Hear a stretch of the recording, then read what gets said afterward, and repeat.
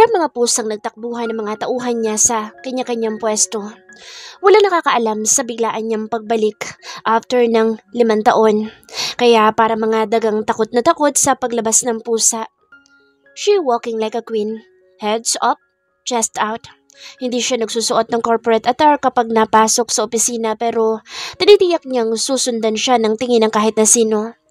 She's wearing white boots, white miniskirt, red crop tops, white blazer na isa lang ang nakabotones. Malaking black shades, pulang Dior bag na cellphone lang ang kasya, bongo earrings and bracelet at pulang-pulang lipstick. Sa itsura pa lang niya ngayon, putok na ang millions.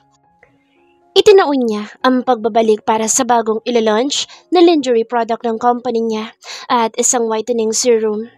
Diretso siya sa conference room kung saan nagmi-meeting na ang mga taga-advertising and marketing department para sa launching this week. Nahinto ang mga ito at nagulat sa biglaan niyang pagpasok pero sinanyasan lang niya ang mga ito na ituloy. Ipinaghila siya ni Johnson ng mauupuan. Medyo madilim ang loob ng conference dahil sa projector. Hindi hinuhubad ni Zoe ang suot na shade at pasimpleng pinapasadahan ng mga empleyado niyang nasa loob ng conference room. Nandoon din pala ang ilang mga taga-board of directors na malamang gusto ring makita ang bago nilang ila-launch na product. Hindi man siya nakikita ng mga empleyado niyang pumapasok, she makes sure na hindi niya napapabayaan ang sariling company maging ang company ng papa niya. Kahit nasa malayo siya, she will see to it na hindi siya nagpapabaya. Napahinto ang pag-iikot ng mata niya nang may matamaan ang mata niya na isang figura na ikinataas ng kilay niya. Gustong-gusto niyang patigilin ang meeting pero nagtimpi siya. Masasayang ang oras niya kung magpapakagalit siya today. Pasimple niya itong tiningnan. Huling-huli niya ang pagngisi nito kaya hindi na siya nakatiis pa. Tumayo na siya at walang paalam na lumabas ng conference room. Narinig pa niya ang ugong ng usapan na mukha daw na hindi niya nagustuhan ng presentation, kaya nakaramdam naman siya ng konsensya. Muli siyang bumalik. "Keep up the good work, Hilda." Anya saka muling tumalikod at umalis na ng tuluyan.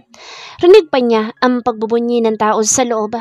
Strict man siya sa mga tauhan niya pero marunong naman siya mag-appreciate ng trabaho ng mga ito. Hindi nga lang siya approachable dahil siya ang CEO. Hindi magandang tingnan o unprofessional kung makikipagharutan siya sa mga ito gaya ni Pipay. Wala na si Pipay. Siya na, si Zoe ulit. "Johnson, alamin mo kung paano nangyaring nasa loob ng conference room ang impaktong kampo ni Judas, Barabas at Hestas." Mariin na utos niya sa nakasunod niyang assistant na nagtaka pa sa sinabi niya na napakamot ng ulo. Nakasakay na sila ng elevator, dalawa, nang may pumigil sa pinto na magsara. At bago pa man makapasok, ang Judas na nagpapainit ng ulo niya. Agad na umangat ang paa niya at sinipa ito dahilan para magulat at mapasinghap si Johnson. Nang tumumba ang lalaki sa labas ng elevator na sapo ang dibdib. Wala nang pakialam si Zoe kung nawalan siya ng poise sa ginawa niya. Hinila niya muli pababa ang suot niyang miniskirt at buti na lang meron siyang suot na cycling na itim. Saka umayos muli ng tayo. Ninukot niya ang cellphone saka tumawag sa security department. "Hello? 21st floor. This is Zoe Enriquez. There is a man named Liam Lansford inside my building. I want him to throw outside the building immediately." Utos ni Zoe ngunit natigilan siya sa balak na pagpatay ng phone dahil sa narinig na sinabi ng security guard. "Paano nangyari, Johnson, na nag-iisa sa board of directors ng company ko ang impaktong iyon na talaga nagkaroon pa siya ng title? CFO? Chief Financial Officer? Asa si Mr. Adamari?" Tukoy niya sa dating CFO ng company niya. "As you remember, na-diagnose siya ng stomach cancer kaya napilitan siyang ibenta ang share niya kay Mr. Sergio Ramirez. Pero nagkaproblema financially si Mr. Ramirez. 4 days ago, officially declare na si Mr. Lansford ang bagong CFO after niyang bilhin ang share of stock ni Mr. Ramirez. Triple sa presyong nabili niya kay Mr. Murray."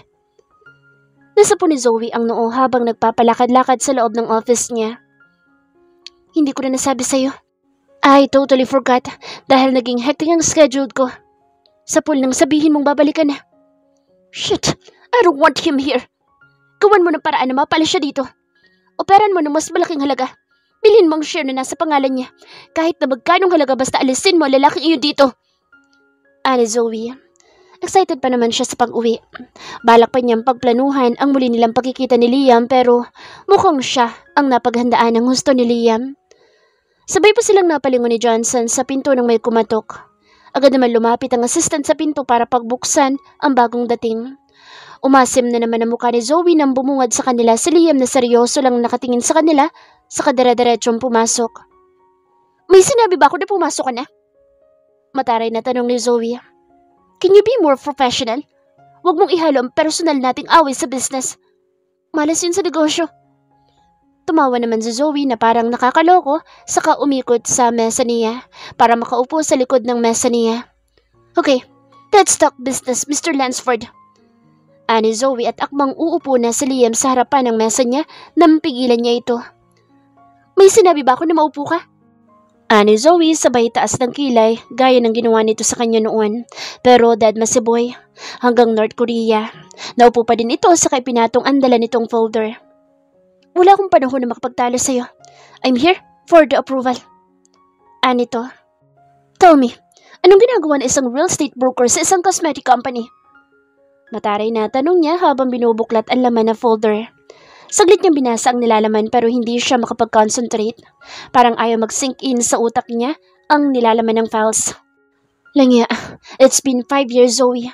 Bakit ganyan pa rin tumibok ang puso mo sa lalaking iyan? Remember what he did to you?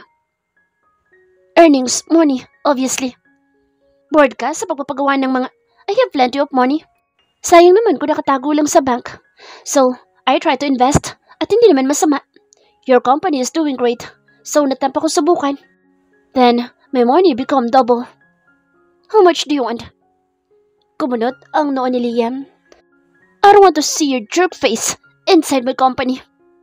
Diretsahan tura ni Zoe sa kakinuha ang sign pen at pinirmahan ang dala nitong document. Hindi naman siguro ito gagawa ng kagaguhan sa company niya. Sorry, you can't buy me. I don't care about your opinion. Tumayo na si Liam at dinampot ang folder. So, with your looks, mukhang you already gave birth. Where's the child? Tanong pa nito. Tumikwas ang sulok ng labi ni Zoe. Probably turning for next week. And don't worry, you're gonna meet them. No, I don't want to. Sagot nito saka tumalikod na. You will, soon, sayo at sa gusto mo. Makikilala mo na ang anak ng Diablo. Masama naman ang tingin na ipinukol nito sa kanya. Ngumisi lang si Zoe. Kung pwede lang itong batuhin ng upo ay binatunan niya ito. Ang lakas na loob nitong kausapin siya ng ganoon na akala mo naman talaga siya ang may atraso rito. Ang sarap isampal dito lahat ng paghihirap nang maratay siya sa ospital dahil sa triplets nila. Halos araw-araw masama ang pakiramdam niya. Hindi na siya makabangon. 9 na buwan siyang nakahiga lang sa hospital bed dahil naging masalan ang ipinagbubuntis niya noong tumuntong na ng 5 months. Sobrang laki ng tiyan niya. Sa awa ng Diyos na iraos niya ang 9 na buwan na dala ang triplets. Akala talaga niya namatay na siya at may iwan niya ang mga anak niya pero mabait pa rin ang langit. Nang makita niya ang mga anak niya, pakiramdam niya inabura lahat ng galit sa puso niya. Iyak-tawa pa siya nang mayakap ang mga ito nang magising siya after CS operation. Kaya pala sobrang laki ng tiyan niya, ang lalaki ng baby niya. At dininig ng langit ang dalangin niya na sana'y kamukha ni Liam ang mga bata. Hindi na kailangan ng DNA test para patunayan na anak nito ang triplets. Carbon copy ni Liam lahat ng bata. Galit man siya sa ama ng mga ito pero ang sarap sa mata ng kagupuhan ng mga babies niya. Maging ang mommy niya nga, biglang parang gustong ma-meet ang daddy ng mga anak niya.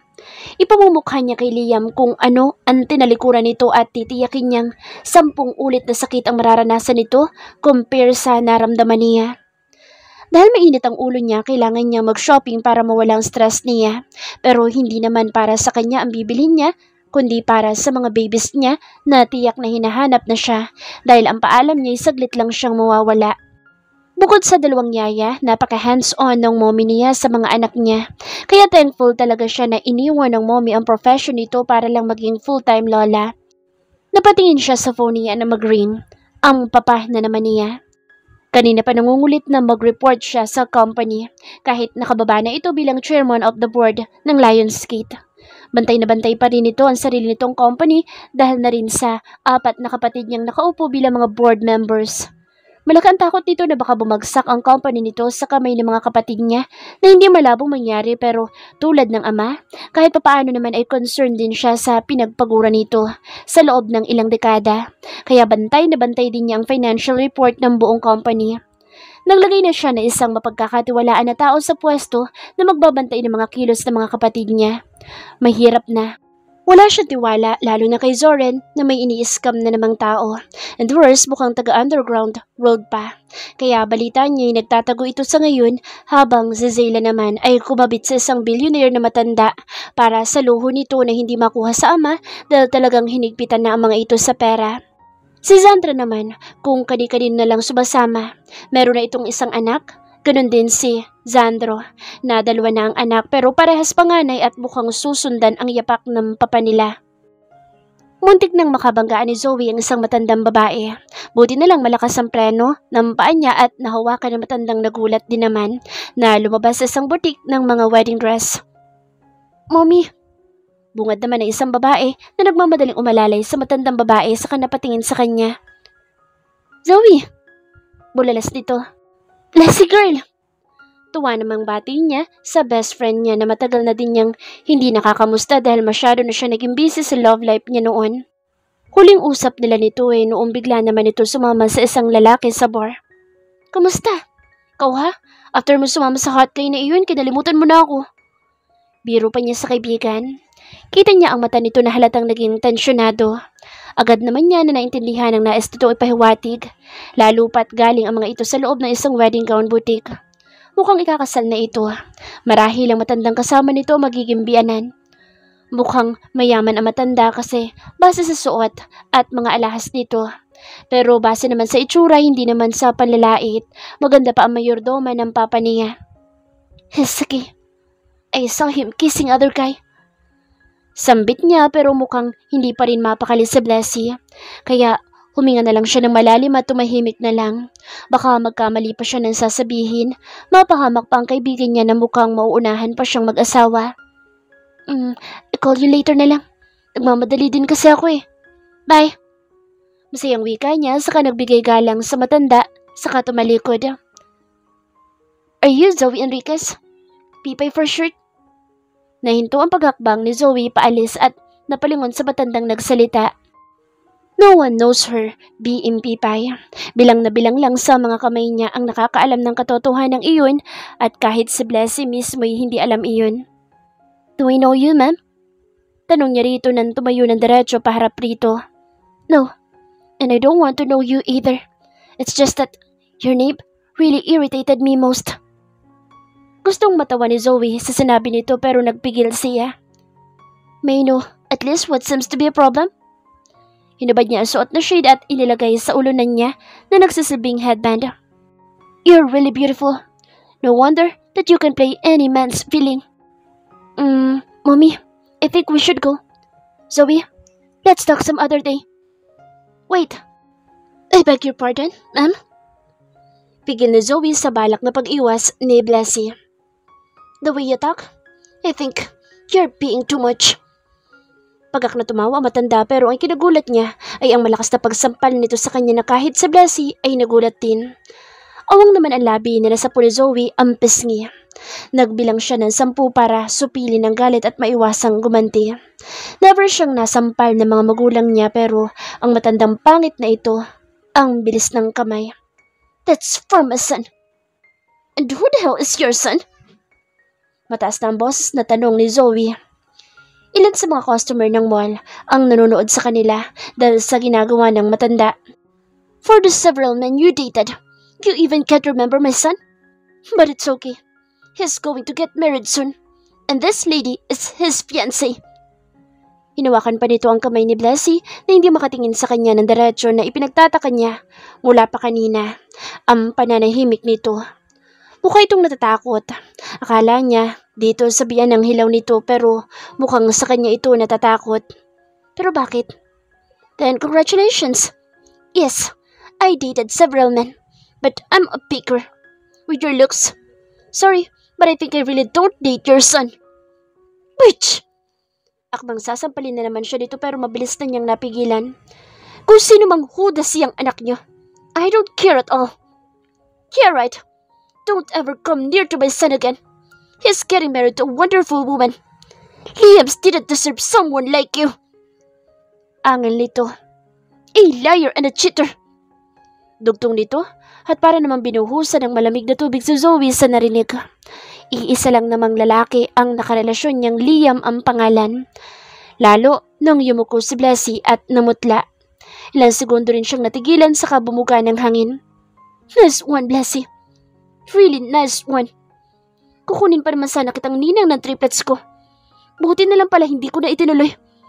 Congratulations for the job well done, friend.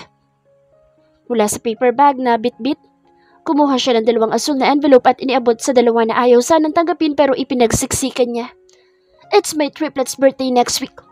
Sana'y makarating kayo. Lalo na ikaw, Blessy, para makita mo naman yung bunga ng aking sinapupunan. Pinilas ng matandang invitation. You're a war. Why would... Look, Mrs. Lansford, I hate your son more than anyone in this entire world. So, I probably not associate with him again. After what he done to me and to my kids.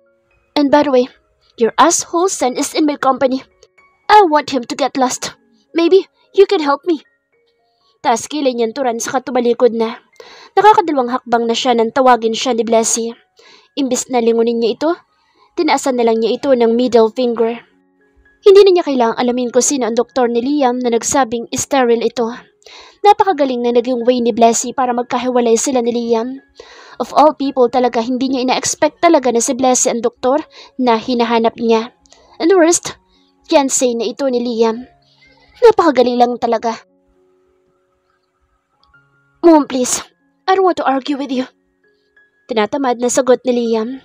Kadarating lang niya from work. Binungangaan na agad siya ng ina pagdating sa penthouse. Nandoon din sa Belinda na nagre-ready ng dinner nila. And why not? Because you're still into that war?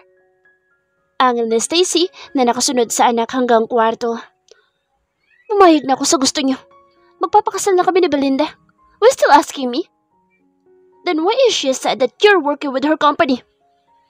Pabulong namang napamura si Liam. Wala siyang pinagsabihan kahit na kanino sa ginawa niyang pagbili ng share sa company ni Zoe. Isinugal niya lahat ng perang meron siya, maging bahagi lang ng company ng dalaga. Baliw na siguro siya pero umaasa pa rin talaga siya na makikita pa niya si Pipay. Ang gusto lang naman niya iyang maayos na closure. Hindi niya ipipilit ang sarili niya, pero yung ginawa niyang pambababoy dito noon bilang babae, yun na ang hindi kinakaya ng sistema niya. Kaya gusto niyang humingi ng tawad. Kaso na makita niya si Zoe kanina, sumusulak talaga ang inis niya. Sinipa pa siya nito sa elevator. Pakiramdam niya kahit pride niya tumalsik na. Biglang nagbago ang pasyon niya. Hindi na niya gustong humingi ng sorry. Bakit pa? Ang mali lang naman niya nawalan siya ng respeto dito bilang babae at bilang tao. Minahal niya talaga si Pipay kaya sobra iyong konsensya niya pero kung si Zoe ang haharap sa kanya at ganitong attitude, di bali na. Umahanga pa naman siya dito kanina dahil talaga namang hindi matatawaran ang ganda at sexy nito. Pero si Pipay talaga ang gusto niyang makita. Although bumilis pa rin ang tibok ng puso niya kanina nang pumasok ito, bigla sa conference room. Yung tibok ng puso niya tulad ng tibok para kay Pipay. Hindi niya tiyak kung sino ang ama na ipinagbubuntis nito noon dahil kinailangan pa niyang umupa ng tao para bantayan si Sancho. Ngunit hindi umalis si Sancho sa rescue team nang mawala si Pipay. Ibig sabihin lang hindi ito ang ama. Malamang meron pang iba. Ang lalaki namang nagngangalan na Ace ay natanggal na sa trabaho at nalaman niyang ginulpi pala ito ng buong team ni Pipay dahil sa pambabastos sa dalaga na inakala niyang may ginawang milagro ang mga ito sa banyo. Magaling talagang magtago si Zoe. Hindi niya nasugsog kung saang panig ito ng mundo nagtago. Malamang nagdisguise na naman ito kaya hindi ito makita ng inupahan niyang private investigator. After 5 years, sa wakas lumutang na ito pero the worst part, nasa Pilipinas ang ina para ayusin ang kasal nila ni Belinda. Naiinis na siya sa ina kaya napilitan na siyang pumayag sa kasal. Belinda did something na hindi talaga niya ina-expect. Nagulat na lang siyang nagising na lang nakatabi sa kama si Belinda at parehas silang walang saplot. Mukhang planado ang lahat dahil on the spot dumating ang mommy niya. Hindi natuloy ang kasal na gusto ng ina niya kay Michelle dahil nadiskubre nito ang tungkol sa skandal nito. Diring-diri ito kay Michelle, kaya ura-urada, inayawan agad nito si Michelle. Nagalit ito kay Zoe sa kadahilan ng malakas ang kutob niyang si Belinda din ang nagsabi. Pero hindi na siya nag-comment pa dahil ayaw niyang pag-usapan. Nalaman ng ina na nabuntis si Pipay na ibang lalaki and worst part is, alam din ito na niloko lang siya ni Pipay sa pagpapanggap na pangit ito. Naintindihan niya ang concern nito sa kanya pero minsan na-OOA na siya. Maging ang daddy niya naiinis na sa pakikialam ng ina sa love life niya. Na-diagnose na ito na merong sakit sa puso kaya ayaw na nila ng daddy niya na bigyan ng sama ng loob at problema. Kaya hanggat maaari iniintindi na lang nilang mag-ama. I invest with her company. And why? Nalalaki ang mata na tanong pa nito. Because I want to be rich. Sarcastic na sagot ni Liam. Liam, before you forget, you're getting married. Don't ruin Belinda's name. Mom, please. I will not do anything na pagsisisihan ko, okay? It's just pure business. That's all. Make sure of that? I will. Trust me, okay? So please go and let me take a shower. Wala nang nagawa ang mommy niya kundi ang lumabas. May ilang minuto din siyang naligo at paglabas niya nandoon na sa Belinda at nakaredy na ang mga susuotin niya sa ibabaw ng kama, gaya na lagi nitong ginagawa. Pero as usual, diretso pa rin siya sa wardrobe niya at kumuha ng sariling damit. Hindi niya gusto ang ginagawa ni Belinda. Obviously, pinipikot siya ng kaibigan. Sinisiraan pa nito ng husto si Zoe sa mommy niya kaya pati siya'y nai-stress sa ina. Wala naman ang dahilan para gawin pa nito iyon. Matagal na silang hiwalay ni Pipay at wala siyang planong makipagbalikan pa rin. Ang gusto lang naman niya ay humingi lang ng sorry sana pero mukhang tinatamad na din siyang gawin. We saw Zoe kanina, sa mall. Napalingon siya dito habang nagbibihis. Kaya naman pala nang gagalaiti ang ina. Anong ginawa niyo? Nothing. Pero sa mommy, hindi ko siya napigilan. She hit her. Napapikit si Liam na napabuga ng hangin. Tiyak na naman na magbubuga na naman ng apoy si Zoe bukas.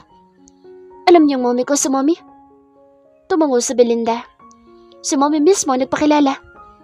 Bakit ayaw niyong tigilan ang tao? It's been 5 years. Mahal mo pa rin siya, diba? Kaya hindi mo talaga ako kayang mahalin. Mahal kita, Belinda. Pero hindi sa parang gusto mo. Bakit hindi ka nila makontento na ikaw ang pakakasalan ko? Inis na wika ni Liam. Hindi pa ako handang maging daddy. Pero you're old enough para maging daddy. And besides, maayos na ang lagay mo. Makakabuo na tayo. Gustong mapiko ni Liam sa kaibigan. Noon pa ito kating-kati na magka-baby sila. Ni sex nga'y ayaw niyang ibigay rito. Baby pa kaya?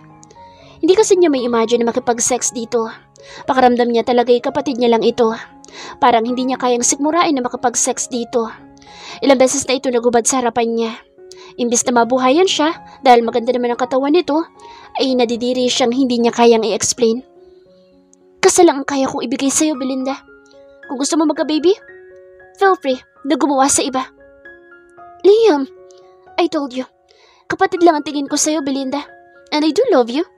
After Pipay, hindi ko na kaya magmahal pa ulit ng ibang babae. Nawala na ako ng gana. Kaya pumayag na ako sa kasal na gusto niyo. Regarding in my sex life, hindi ko talaga kayang sipingan ka.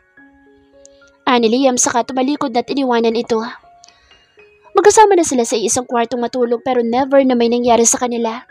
Ilang beses nang sinubukan ni Belinda pero ang ending napipilitan siyang umalis ng pant. After uminom ni Liam na isang can beer, inihagis niya iyon sa trash can. Pero hindi nag-shoot kaya napilitan siyang simutin iyon at ipasok sa basurahan. Pero natigilan nga nang may makitang asul na envelope ang nandoon. Dinampot niya iyon para tingnan pero mabilis na naagaw ni Belinda na akmang pupunitin. Pero naagaw niya ulit. Ano meron sa envelope na iyon at parang ayaw ipaalam sa kanya ni Belinda na basta nalang itinapon. What's in this? Tanong niya. It's nothing, Liam. It was just a birthday invitation. Tamad na sagot ng ina niya. By the way, Belinda, you seem to know that woman personally. This time, lumalim ang kudot ng noo ni Liam na napatingin kay Belinda. Honestly speaking po, high school ko pa po siya kilala. Being a rich man daughter, isa po siyang mean girl sa school at ako isang nerdy student. Nakayukong sagot dito at napailing naman si Stacy. Pretty, beautiful, rich girl is typically like that. What do I expect? Iling pa ng ina saka nagpaalam ng papasok sa kwarto nitong nakalaan dito. Binuksan naman niya ang invitation habang nakatingin kay Belinda na halatang kinakabahan at hindi niya alam kung ano bang problema sa invitation at kailangan pa nitong itago. It was from Zoe, birthday invitation ng anak nito na talaga namang tinaasan niya ng kilay at talagang naka-triplets pa pala ito. Hakalain mo, kaya pala them ang ginamit nito kanina dahil 3 ang anak nito. Bumangon ang galit sa puso niya na akala niya wala na. John Lucifer, Mateo Damon, Xavier Satan. Parang gustong mapiko ni Liam sa mga napiling pangalan ni Zoe sa mga anak nito. Hanggang sa pangalan ng bata ay ginawa nitong kalokohan. Sa ayaw at sa gusto mo, makikilala ba ang mga anak ng Diablo? Napapikit pa si Liam nang maalala ang binitawang salita ni Zoe. Kaya naman pala anak ng Diablo ang sinabi nito, gawa ng mga pangalan ng bata na pawang mga lalaki. She's insane. Wika na lang ni Liam sabay tapo na lang din ang invitation. Wala siyang balak na kilalanin ang anak dito. Tulad na rin ng pinirmahan niyang agreement nila noon. Close chapter na ang kabanata ng buhay nila ni Zoe noon. Hindi na niya kailangang ulitin at balikan. Grabe, ang lakas ng dugo ni Tisoy. Bulalas ni Leo habang nakapangalumbaba na pinapanood ang 3 bata na naghahabulan sa malawak na playground ng bahay niya. Nakita na ba sila ni Liam? Tanong naman ni Alex. Soon, makikita niya ang mga batang tinanggihan niya. Gago din talaga sira ulong yun. Langya, iyak yun. Kung makikita niya nga ang anak niyang malalaki na. Ani Marlon. Pero kidding aside, baka pwede magpalahi sa'yo, Pips. Biro ni Leo na malakas na binatukan ni Alex na tinawanan nila. Hoy Sancho, pumunta ka pa. Busy ka lang din naman sa cellphone mo. Ani Zoe. Naku Pips, hayaan mo na yan. Nakita na kasi niyan yung babaeng matagal na niyang hinahanap. Kaso mukhang may amnesia. Hindi na siya kilala. Ani Marlon. Weh, may babae ka talagang hinahanap noon? Kala ko pa naman tayo magkakatuluyan. Biro ni Pipay. Hindi ako magpapakasal sa disgrasyada. Sagot ni Sancho na alam naman niyang joke lang. Ako Pipay, baka gusto mo akong alukin na kasal. Hindi kita tatanggihan. Nanginginig pa. Ngisi ni Alex. Sus, gumanda lang si Pipay, pinag-aagawan niyo ng dalawa. Samantala noon, sukang-suka kayo. Bakit? Single pa rin ba kayong dalawa? Tanong niya sa mga kaibigan. Si Marlon, kasal na kay Fatima at 2 ng anak ng mga ito. Si Leo, may inaasawa pa lang. Si Alex binata pero maraming binabayo. Ani Marlon, natawa naman si Pipay. Aba, magtino kayong dalawa. Mamaya makarma kayo. Mahiyahiya kayo. Hindi kayo kagwapuhan, no? Baka kaya binata pa kami, Pipay. Kasi isa sa amin ang nakalaan para sa'yo. Hirit pa rin ni Leo na this time, si Sancho naman ang bumatok sa dalawa. Boss Sancho naman, masakit. Puro kayo katarantaduhan. Hindi kayo papatulan ni Pipay, no? Nagbabakasakali lang naman, boss. Lumalaki na mga bata. Baka naghahanap ng ama. Willing kami ni Alex. Natatawa na lang talaga si Pipay sa kalokohan ng dalawa. Tingin niyo ba payag ang daddy ng mga bata kapag nalaman niyang may anak sila ni Pipay? Correction, Sancho. Ako ang hindi papayag na maging ama siya ng mga anak ko. Ayaw niya sa mga bata. Mas ayaw namin sa kanya. Alam niyang mali pero habang lumalaki ang mga kambal, sinasabi na niya ang totoo sa mga ito na walang daddy ang mga ito dahil ayaw sa kanila ng ama. Bagamat ganoon, tinitiyak niyang lalaking maayos at mababait ang mga anak nila ni Liam. Yun nga lang, hindi talaga may iwasang minsan, nag-aaway-away talaga ang 3. Kaya nag-aalala siya kapag papasok na mga ito. Masyadong may initin ang ulo ng mga anak niya, lalong-lalo na si Damon. Si Satan naman ang pinakatahimik at mabait, habang si Lucifer naman ay maloko at palatawa. Identical twins ang mga ito. Kung wala kang palatandaan, hindi mo makikilala kung sino ang sino. Kaya naman para hindi siya mahirapan na kilalanin ang mga anak, pinaglagyan niya ng konting highlights ang buhok ng mga ito sa bandang likod. Red, yellow, and green. Tatay siya at hindi mo mapipigilan iyon. Kailangan ng mga batang ama nila sa ayaw at sa gusto mo. Eh di hahanap ng tatay. Mi. Todo taas ng kamay si Alex. Sira ulo ka talaga. Hindi ako papatol sa inyo, no? Umanap na lang kayo ng iba. Sa loob ng 5 years, hindi man sila nagkita. Intact pa rin ang friendship nila. Halos himatayin ang buong headquarters nila noon nang pumasok siya bilang Zoe at mag-file ng resignation. Para naman mga bata sina Alex, Leo at Marlon na napaiyak pa na magpaalam siya sa mga ito. Akala pa ng mga ito ay nagparitoka siya ng muka. Sana noon pa daw para naman naging maligaya ang buhay ng mga ito. Puro mga bangungot na lang at sakit sa puson daw ang binigay niya sa mga ito. Yun naman pala ay maganda daw naman pala siya. E sana daw, isa sa mga ito ang naging boyfriend niya.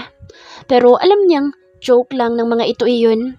Sancho, Marlon, Alex and Leo ay parte na masayang parte ng buhay niya na never niyang naranasan. Kahit sa loob ng 2 years niyang nakasama ang mga ito, dito niya naramdaman ang pagmamahal ng isang kapatid na hindi niya naranasan. Kaya she will treasure them until her last breath.